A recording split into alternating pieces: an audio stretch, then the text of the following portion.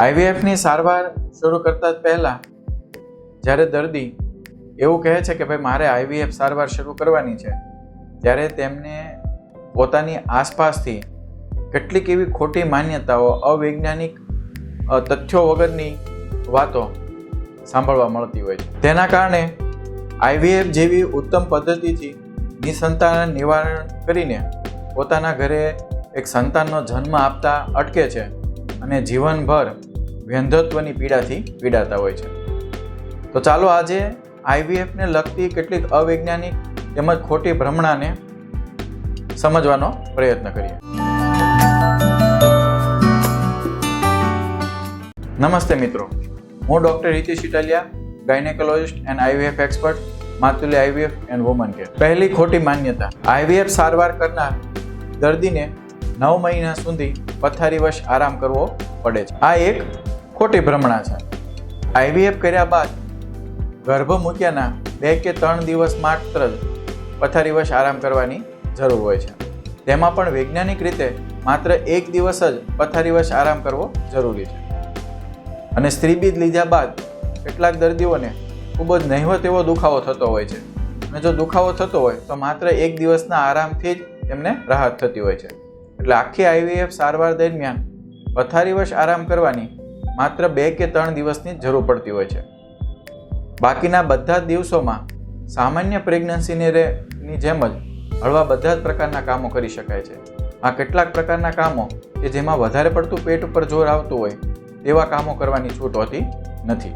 બાકી આઈવીએફ કરાવ્યા બાદ દરેક દર્દી પોતાના રોજબરોજના કામો કરી શકે છે, ઓફિસ વર્ક, નોકરી પણ કરી શકે છે કે જેમાં વધારે પડતું પેટ ઉપર જોર ના આવે તેવા બધા જ પ્રકારના કામો કરી શકતા હોય છે. બીજી ખોટી માન્યતા, આઈવીએફ સારવાર 100% પ્રેગ્નન્સી આપે છે. આઈવીએફ સારવાર કરવાની છે એવું દંપતી નક્કી કર્યા બાદ ડૉક્ટર સાથે હંમેશા એ જ પૂછતા હોય છે કે આઈવીએફ કરાવ્યા બાદ અમારે 100% પ્રેગ્નન્સી રહી જ જશે ને?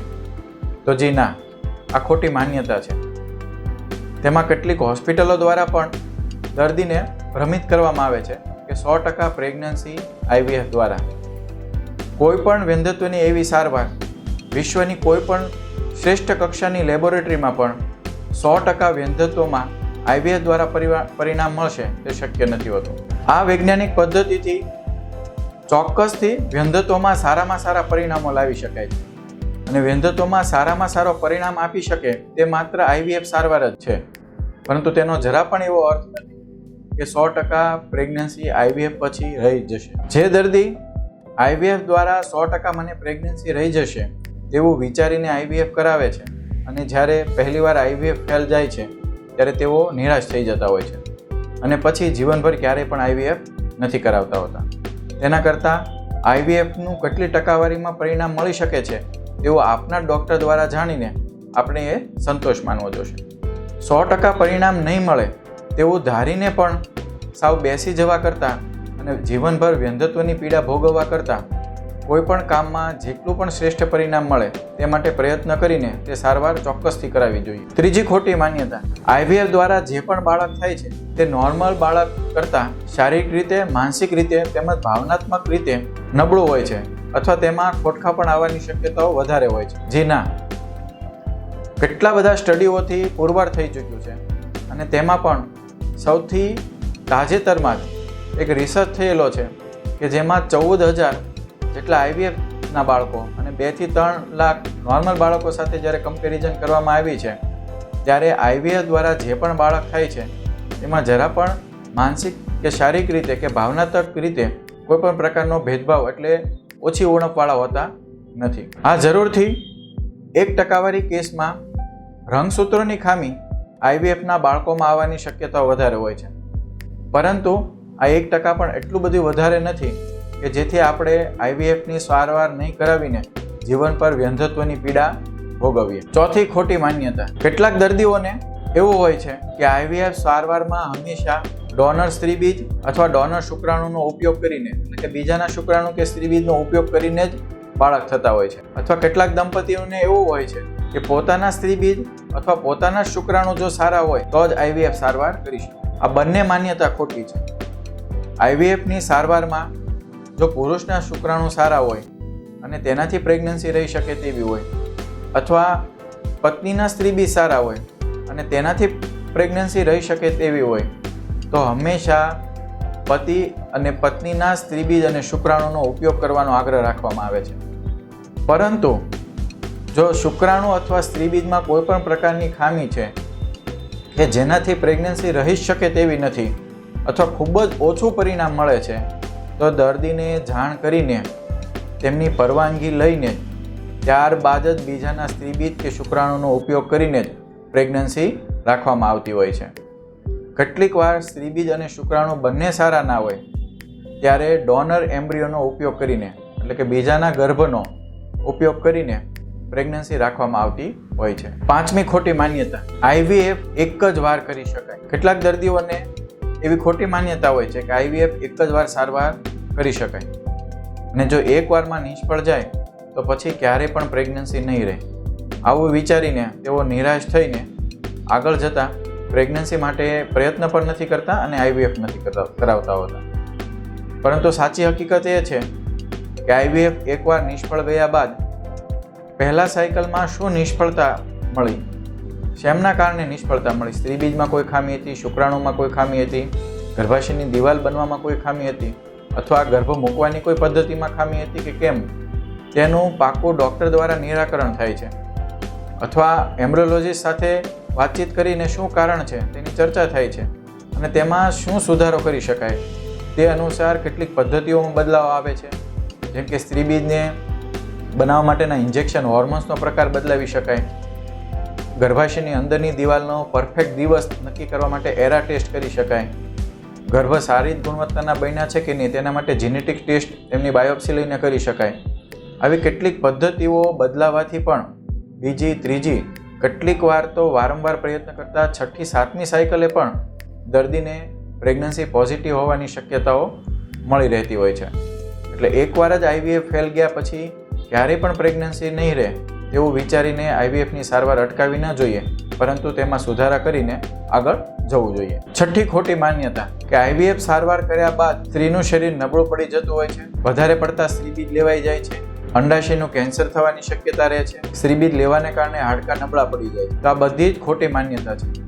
આઈવીએફની સારવાર કરવાથી અંડાશયના કેન્સર થવાની કોઈ પણ પ્રકારની શક્યતાઓ રહેતી નથી, જે કેટલા બધા રિસર્ચો દ્વારા પણ પુરવાર થઈ ચૂક્યું છે. આ ઉપરાંત સ્ત્રીબીજ એકદમ ઓછા થઈ જાય છે તે પણ એક ખોટી માન્યતા છે.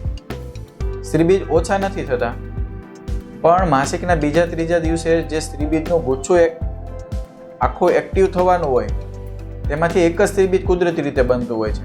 પરંતુ આઈવીએફની સારવાર દ્વારા એ ગુચ્છામાંના બધા સ્ત્રીબીજને હોર્મોન્સના ઇન્જેક્શન દ્વારા મોટા કરવામાં આવે છે. એટલે જે સ્ત્રીબીજ સુકાઈ જવાના હતા એના જગ્યાએ તેનો સદુપયોગ કરીને આઈવીએફ સારવાર દ્વારા પ્રેગ્નન્સી ઝડપથી રહે તેના માટે ઉપયોગ કરવામાં આવે છે.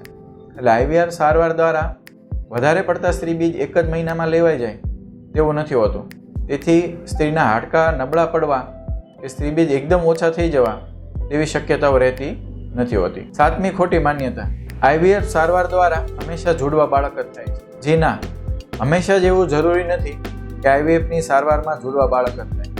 હા, આપણને જો એક જ બાળક જોઈએ છે તો આપ આપના ડૉક્ટરની સાથે ચર્ચા કરીને એક જ ગર્ભ એમ્બ્રિયો ટ્રાન્સફર દરમિયાન મૂકીને આપ એક જ બાળક પણ રાખી શકો છો. આઠમી ખોટી માન્યતા, આઈવીએફની સારવાર એ પીડાદાયક. આઈવીએફની સારવાર પીડાદાયક છે તે દર્દીની માનસિકતા ઉપર પણ આધાર હોય છે.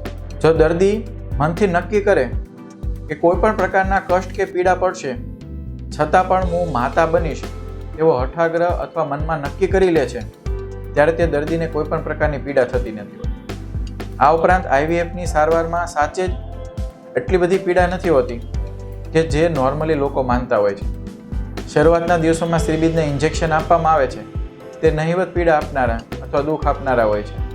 સ્ત્રીબીજ લેવામાં આવે છે તેમાં પણ એનેસ્થેસિયા આપવામાં આવે છે અને ગર્ભ મૂકવામાં વગર એનેસ્થેસિયાએ ગર્ભ મૂકાતો હોય છે. એટલે કે તેમાં મૂકવાની પ્રક્રિયામાં પણ કોઈ પણ પ્રકારનો દુખાવો નથી. તેમજ સ્ત્રીબીજ લીધા બાદ અને ગર્ભ મૂક્યા બાદ પણ પીડા હોતી નથી હોતી. નવમી ખોટી માન્યતા, આઈવીએફની સારવાર કરાવતા દંપતીની એવી ઈચ્છા હોય છે કે અમે ઈચ્છીએ એ પ્રમાણે આઈવીએફની સારવારથી છોકરો અથવા છોકરી થઈ શકે? તો જી ના, આઈવીએફની સારવાર દ્વારા છોકરો અથવા છોકરી આપની ઈચ્છાથી થાય જ એવું શક્ય નથી. છોકરો થવો કે છોકરી થવી તે શુક્રાણુના વાય ક્રોમોઝોમ અથવા એક્સ ક્રોમોઝોમ ઉપર આધાર હોય છે. આઈવીએફ દરમિયાન એમ્બ્રોલોજિસ્ટ જ્યારે સ્ત્રીબીજનું ફલન શુક્રાણુથી કરાવતા હોય છે ત્યારે તેમને પણ નથી ખબર હોતી કે આ શુક્રાણુ વાય ક્રોમોઝોમનો છે કે એક્સ ક્રોમોઝોમ. તેથી આઈવીએફની સારવાર દ્વારા છોકરો થશે કે છોકરી તે આપણા ધાર્યા પ્રમાણે હોતું નથી, પરંતુ કુદરતી રીતે જ તેનું નક્કી થતું હોય છે. 10મી ખોટી માન્યતા, વંધ્યત્વની સારવાર માત્ર આઈવીએફથી જ થઈ શકે છે. જી ના, આ એક ખોટી માન્યતા છે. વંધ્યત્વની સારવાર માટે જેમને પણ 1 વર્ષ પ્રયત્ન કર્યા છે છતાં પણ પ્રેગ્નન્સી નથી રહેતી, એમને શરૂઆતના 4 કે 6 મહિના સ્ત્રીબીજની સારવાર આપવામાં આવે છે. તેમનાથી પણ પ્રેગ્નન્સી નથી રહેતી તો ગર્ભાશયની નળી અથવા ગર્ભાશયને ચેક કરવા માટે દૂરબીનની તપાસ થાય છે. તેમનાથી પણ પ્રેગ્નન્સી ના રહે તો 3 થી 4 મહિના આઈયુઆઈ કર્યા બાદ પછી પણ સફળતા નથી મળતી તો કેટલીક વાર કુદરતી રાહ જોયા પછી પણ ના સફળતા મળે ત્યારે છેલ્લા ઉપચાર તરીકે અને શ્રેષ્ઠ પરિણામ માટે આઈવીએફનો સહારો લેવો જોઈએ. નહીં કે ટૂંકા ગાળાની સારવાર કર્યા બાદ ધીરજ ગુમાવ્યા બાદ ઝડપથી પરિણામ મેળવવા માટે આઈવીએફનો સારવારનો સહારો લેવો. હાજી, કેટલાક દર્દીઓને ગર્ભાશયની બંને નળી બ્લોક હોય અથવા પુરુષમાં શુક્રાણુ એકદમ શૂન્ય હોય અને ટેસ્ટિક્યુલર બાયોપ્સી એટલે ટેસ્ટા કર્યા બાદ એમાંથી શુક્રાણુ લેવામાં આવે તેવા કેટલાક કેસોમાં સીધી આઈવીએફ સારવારની જરૂર પણ પડી શકતી હોય. 11મી ખોટી માન્યતા, કેટલીક વાર દર્દીને એવું હોય છે કે ખૂબ જ મોટી ઉંમરે આઈવીએફ સારવાર દ્વારા પણ પ્રેગ્નન્સી ના રહી શકે. તો કેટલીક વાર કેટલાક દર્દીઓને તેવું પણ થાય છે કે ખૂબ જ નાની ઉંમર છે તો આ ઉંમરે આઈવીએફની સારવાર ના કરાવવી જોઈએ. તો આ બંને માન્યતા ખોટી છે. મોટી ઉંમરે પણ આઈવીએફ સારવાર કરી શકાય.